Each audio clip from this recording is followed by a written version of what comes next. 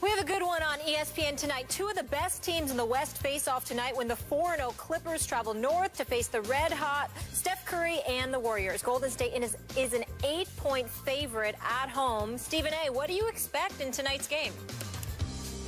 Well, I don't expect a blowout. I don't expect the Clippers to get annihilated by 50 points like the Memphis Grizzlies did. I think the Clippers and the Warriors being the lone undefeated teams in the Western Conference, I think that speaks to a collision course that seems imminent. They don't like each other very much. You've got Blake Griffin training with an MMA fighter to learn how to be more physical. You've got Doc Rivers irking them because a reporter misconstrued his comments, talking about the Warriors and luck, you know, contributing to their championship that they captured last year. You got Klay Thompson remembering that. You got Sean Livingston talking about how Blake Griffin was unusually physical during a preseason game. And we all know that Chris Paul is not going to bow down to anybody, even though he can't guard Steph Curry, because Steph Curry can pull up from 40, and no one can guard that. The flip side is that Steph Curry and those boys are going to have to guard Chris Paul, too. So it's going to be real interesting to see what transpires. There's no question about that. And Doc Rivers is going to take it as a source of pride as well, because even though he's the coach and he can't go out there and play Skip, it is something to be said about the fact that Steve Kerr isn't there because he's out ill. Alvin Gentry is coaching in New Orleans, and you got Luke Walton as an assistant on the bench. And I think from a prior perspective, even though coaches may not speak on it, you don't want to get out-coached by some assistant filling in. So all of those things contribute to how fiery this matchup may be. I've been looking forward to this for weeks. I cannot wait to see this game tonight. So the spread, as Molly said, is 8 points. Do you think it'll be under 8? I think it's going to be close. I don't think that. I think it's going to be closer than that, but I think the Warriors win because they're at home at the Oracle where they beat the Clippers the last 4 times. I think they find a way to pull out a nail biter. So you would take the points. I would not. I don't know if you want to call this a blowout, but I could see the home team winning by 20. And the reason I don't call it a blowout is they just, as you point out, they just blew out Memphis by 50. They have won their first 4 games by a combined 100 points. So they're winning by an average of 20, and I think it's at home. It would be average for them to win by 20, even against a Clippers team I have high respect for. But what's going on with Steph right now is Brady-esque, because he's on a mission, chip on shoulder, to prove to the league he was not a fluky MVP and that they were not, quote-unquote, lucky. And I don't think I misconstrued what Doc said. I think he was stating a fact. They got a lot of breaks because every point guard they played got hurt. And then, of course, the Cavs injuries in the finals. So I don't know if you want to call it lucky or not, but now they have new motivation, even as defending champs, to take it back out on the Clippers, their arch rival. Yeah, I think this is going to be a nail biter unless they decide to foul DeAndre Jordan a lot, and he shoots 39% from the free throw line like he did all of last season. But barring that, I think this will be a nail biter. Knicks, Cavs, Clippers, Warriors tonight on ESPN. Larry Fitzgerald is with us tomorrow, and thank you to Ja Rule. Announced this morning that quarterback Johnny Manziel will start tomorrow on the road against the undefeated Bengals. Brown starter Josh McCown is dealing with a painful rib injury that he suffered Sunday versus the Cardinals. Manziel made his NFL debut last December against the Bengals, throwing 2 interceptions in a 30-0 loss. Stephen A., what do you expect from Manziel on Thursday night? Not much, to be quite honest with you, but I'm not saying that to, point the finger at him. I just don't think that he has a lot to work with. You're talking about Johnny Manziel going up against the Bengals, a Bengals team that is undefeated, that is clearly superior to the Cleveland Browns, a team that when Johnny Manziel had his starting debut in the NFL, beat up on Johnny Manziel 30-0, had him 10 for 18 for 80 yards. They literally generated a grand total of 107 yards. That's how anemic Cleveland's offense was. They were completely dominant. Now, Johnny Manziel admittedly was not prepared. Ultimately, he revealed that he had some issues. Ultimately, he had to go to a rehabilitation center in the offseason. He comes back this year. He's been average. I mean, he wasn't god-awful.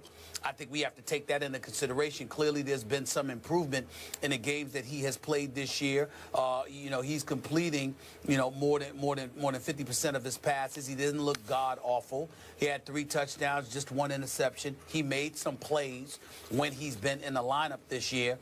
So certainly, I expect that he might have some bright moments. But is it going to really resonate to the point where he's going to have a profound impact on the outcome? Absolutely not. I think he's going against a superior team. He's devoid of the requisite weapons. And as a result, the Cleveland Browns will fall yet again. But it won't be because of Johnny Manziel. It will be because collectively, as a team, they're simply not good enough to beat the Cincinnati Bengals. Unless the Cincinnati Bengals, of course, take the night off. You know, I'm with you. He has been average this year. I'm going to, again, disqualify myself, Stephen A. As you know, I used to be Johnny's biggest fan. I used to try to drive his bandwagon. Now I'm off the bandwagon, and I still root for him. Heck, I have even prayed for him.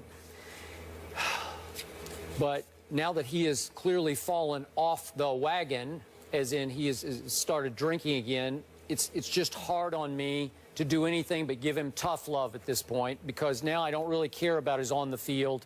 I only care about him off the field. And clearly he is still having issues.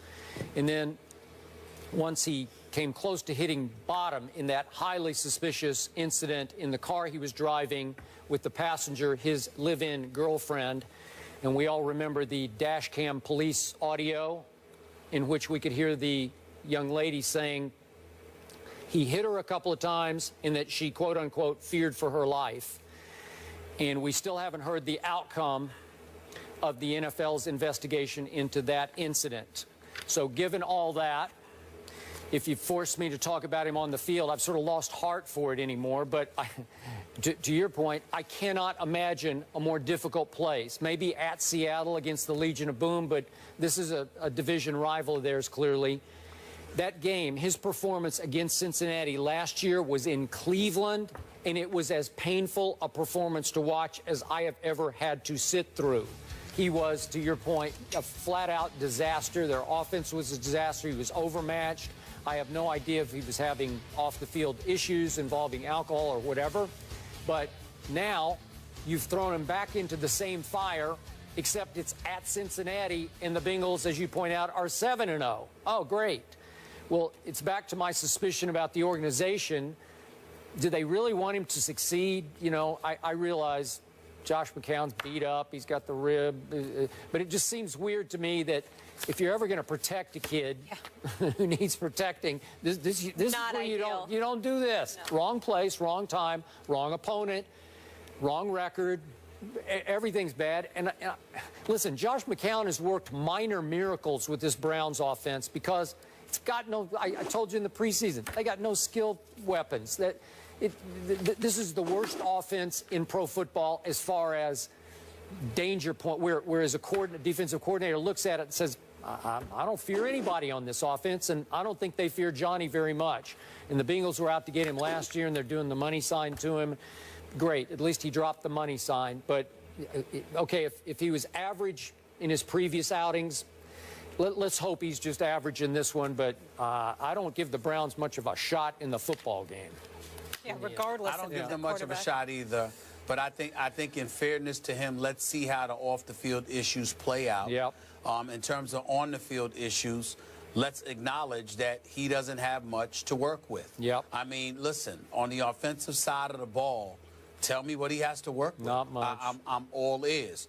Barnage, Travis Benjamin. I mean, what are we talking about? I don't know. What are we talking about here? Yep. I'm just seeing some of these names. Taylor Gabriel, Andre Hawkins. I've never heard of some of these guys. I mean, I heard of Brian Hartline. There's a reason he's not Miami any longer. I mean, I'm not knocking these guys. I'm quite, but there's nothing that really stands out here, okay? So I'm just saying that they may get lambasted, but it may not be because of their quarterback play. It may be because offensively they're just not very good, and they're going up against one of the better teams in all of the NFL. I agree. Hey, might help ratings. My only silver lining to offer right now. I think you're right about that. All right. He's not always there when you call, but he's always on time. Up next, rapper and actor Ja Rule is in the house. We'll talk to him about his new show and, of course, NFL, NBA, much more. See you in a minute. Josh. Hey. Hey. On, man. Welcome. Yeah. Get up Honored, here. man. I'm honored. Stephen A., what's going on, partner? What's up, baby? How you What's doing, going on, big my man? time?